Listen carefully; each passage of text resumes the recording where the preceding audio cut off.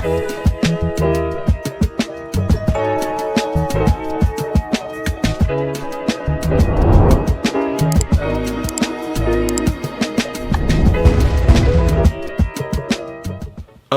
hey, welcome to another episode of On the Wrist from Off the Cuff. A really cool review for you guys from the brand Monta. A little bit about them. They're a Swiss-made brand founded in 2015 out of St. Louis, Missouri. And they're a luxury micro brand that have pretty much become an industry cornerstone that sets the bar in terms of luxury level fit and finish within that just micro brand / independent space. Now, in terms of the type of watch, I would say this falls under two distinct categories: one as an everyday watch, and two as a capable traveler's watch. Now, in terms of key common characteristics and design language, you're looking for something within these two spaces. Of course, you're going to be looking for that versatile blend of both sporty and dressy attributes, as well as some level of a GMT or world timer functionality, so that you're able to track multiple time zones with relative ease. This is their Noble Voyager in the blue colorway, and essentially Monta have added a GMT function to arguably their most refined platform, the Monta Noble.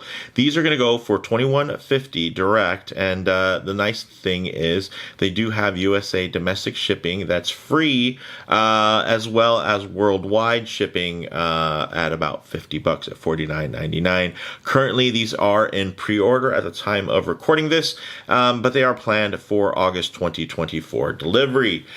Big shout out to the team at Monta for sending this piece in as a loaner for me to spend a little bit of time with it. I am quite familiar with their brand. I own quite a few of their models myself, and they are all extremely high level kind of crown jewels within my personal collection. So with all that said, let's go ahead, zoom the camera out, get this piece in hand, and take a closer look. Okay, guys, so absolutely a looker here, whether it is, of course, the case finishing there or this beautiful degraded fume style dial. So very, very nice. You can see it has that gradient blue where it starts out quite bright and vibrant towards the center of the dial, but then slowly transition into a darker outer section, which actually does add quite a bit of extra contrast for that outer minute track, as well as the 24-hour scale. Now, getting into the dimensions, guys, it's what you've come to expect from the Noble line, with that beautiful 38.5 millimeter diameter, 10.9 millimeters thick, and that's including that crystal, which does sit slightly proud of that very nice high polished bezel. You also do have 47 millimeters lug to lug, which is very manageable, if not ideal, for most wrists. And yeah, this thing's gorgeous. And in terms of this beautiful sapphire, it does have 7 layers of anti-reflective coating, and it shows by not showing, right? By being able to just enjoy this dial and the depth, and of course the beautiful dynamic range of blues and hues of blue and black that you're going to be able to get out of this. Very, very nice. Now, the bezel is fixed and highly polished. You do have a nice screw down crown here, which is beautifully signed there with the Monta logo. And then when we get to the back side, you do have a very nice display case back, which does have a bit of etching here and there, and you're able to see that movement, which is known as the automatic Monta caliber M23, or in this case, your Sellita SW330. And that is going to have a 56-hour power reserve, so it does have that extended barrel. And then also you do have a 4 hertz sweep, which is great. So you do get that extended power reserve without, giving away any of that high beat rate in that 8,800 revolution per hour. Very nice, smooth sweep. Now, in terms of the dial, of course, that gradient blue sunray dial, you're getting applied indices. You do have that printed 24-hour scale. You actually do have a sloped rehaut, which is probably a little bit hard to pick up because of everything in terms of that outer gradient, which I think just shows that attention to detail in terms of there's just certain nice ornate details here that aren't shouty. And if you can pick it up, you can actually see there's a sloped Rehot there, which essentially is like a chapter ring, but there's no printing on the indexing or anything like that. It's just there. You can see it actually does have cutouts and is 3D, and it's just really nice. And it just, again, it adds to just the fine details of this piece, making it feel that much more refined. Now, you do have the date at 6 o'clock, which many folks really love, especially within that kind of watch enthusiast space, just because of it does allow for a fair amount of, uniformity within the dial, balance there, and it looks really, really good. Now, in terms of the handset, beautifully polished sword hands, rhodium plated and diamond cut. You're also going to get BGW9 Swiss Super Luminova and a very hardy 150 meters of water resistance, which equals out to about 500 feet. So this is going to be really great for any types of, kind of adventurous activity. Now, the lugs are 20 millimeters, which is, I think, a really nice width and quite balanced. You're getting solid links and end links, fully articulated 3-link bracelet there, guys, with screw pin construction. So it just gives you everything that you would want from that perspective. Look at this beautiful drape, which is not only going to help it wear more comfortably on your hand, but it also means that as you're putting it over your hand, when you're taking the piece on and off, you're going to get a nice extra bit of articulation to really easily slide your hand through the loop. Now, also, getting into this bracelet, it does have a nice 20 millimeter to about 16.3 millimeter taper. And this is their newest clasp, guys, which is absolutely gorgeous. It's an 18.9 millimeter solid flip lock style clasp with a toolless quick adjustment system, which does allow for 3 positions in terms of the settings. So not a super ton of different spots, but sometimes that's kind of all you need. And I like that they really simplified your choices. You do, of course, get half links as well to really dial it in. And then you have, first position fully out, second position in the middle, third position as tucked as possible. And I think it just does the job, and it looks really good. And of course, the beautiful contouring and milling work that's done, give it a quick little wipe here, is really quite impressive. So check out beautifully thick bevels there. Nice sharp transition. Another nice thing you'll probably notice is, check that out, a little ceramic detent ball. Again, there's just another level here in terms of the way everything's done, even down to the milled scissor folding section. It does use this really cool signature puck situation, which pops in very nicely. And then, of course, you do have that nice fold over, which is beautifully locked. And yes, it does resemble kind of the Rolex style flip lock, but you know what? If it was going to look like one, it might as well look like one of the best. But I think it does also add a bit more contouring and a little bit more organic flow in terms of that roundness there, which is quite nice. So with that said, let's actually get this on the wrist and see how it wears. Okay, guys, as you can see on my 7.5-inch wrist, this really just wears perfectly. I think that 38.5 millimeter diameter paired with how beautifully done the proportions are, whether it be the 20 millimeter lugs or the nice level of thickness on that bezel in terms of the width, balancing things out on the dial. And although the dial does have its indices and indexing pushed out to the outer reaches, one thing that is nicely updated over your standard Noble is here you have that, ooh, excuse me, wow. Oh, the trifecta. Thank you to anybody who gave me a good gesundheit or blessing down in the comments. Yeah, so one of the nice features here in terms of getting a little bit more of even a balanced footprint visually is with that gradation in terms of the dial. The nice thing is it actually does help balance it more, because now you have a more of a center point, and then you have that outer area that is darkened, which actually does kind of help you avoid having a bunch of open space on the dial. Even though it is a beautiful dial, I think the nice thing is it fills the space really beautifully, and you guys can see there the finish there Not only does it have a gradient blue to it, it also has a beautifully refined sunray pattern, which is going to play with the light quite beautifully. So you're going to be able to have a really dynamic indigo kind of streak there, and some nice dark, deep navies and midnight blue tones.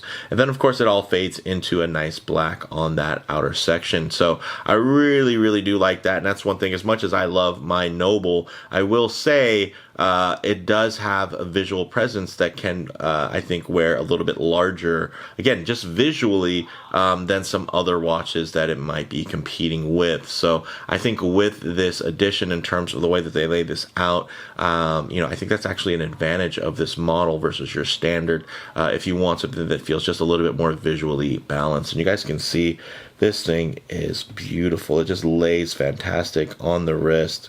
Drapes wonderfully, guys. Of course, if I do get my wrist a bit too close to the lens there, you're going to be getting some perspective distortion. It's going to make the watch seem a lot bigger than it actually is. So what I like to do is keep my wrist nice and low, and then just tighten up the frame here so that we can, of course, still get a detailed look, but just add a bit of a truer aspect ratio in terms of how this may lay on your own wrist. And check that out. That is beautiful. I do have a slightly larger than average 7.5 inches, but you can also see that it's also quite round and a bit tall, so it's not like it's flat and wide and super accommodating to any extreme lug to lug. But I think proportions wise, this is about perfect. Of course, you could always try to get things smaller and thinner and this and that, but I will say that this just looks right at home. So I think they just dialed it in perfectly, especially for my particular wear profile tastes. Look at that. That is gorgeous, guys. So beautifully fitting there. And of course, when you feel quite comfortable with it on, that's a bonus. But then when it looks great doing it, that's something that I really can appreciate. So with that said, let's actually get this piece off the wrist, set up for some Lume shots, low light transition, and closing thoughts. Okay, let's go ahead and hit the lights here. Check that out. Even with a good amount of light still kind of creeping into the frame there, still, wow. That BGW9 Lume is really doing the job there, guys, and I can't fault it.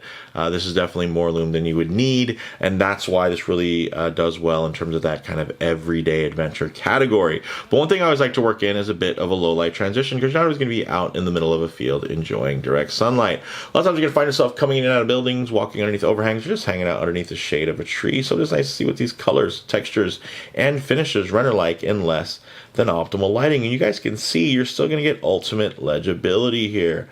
Beautifully balanced dial, extremely legible, even though there is a good amount, of course, of information that is on display there. But this thing just looks awesome. Look at that blue dial. Even if I try to wash it out with the wrong angle here, there you go. That's probably about as washed out as I can make it.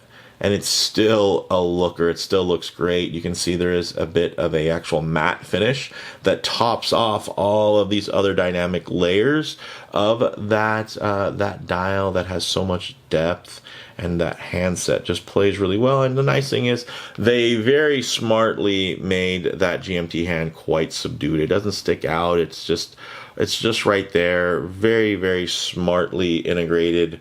And I dig that. I like that they just went with, a little dip there. And of course it is skeletonized, and it just, you won't be confusing that hand with another hand. So this is gorgeous, guys. I mean, I can't decide if I like it better and, as the light's kind of playing over it, or when it's just fully lit and you're just kind of enjoying it at, in its full glory. But this is absolutely, this is one to look at, guys. One that you're going to enjoy on the wrist, as well as, kind of wherever you're going to be displaying it in your home, or whether it be on a winder or within a display box. So I'll get to closing thoughts here. On the wrist, really classic, I mean, perfect proportions, very comfortable and balanced wear. In terms of model variants, it's also available in a gradient green sunray dial option, which I think is great in terms of kind of on trend. You got the blue or the green option. I do think that this plays well as a third, fourth, or fifth watch.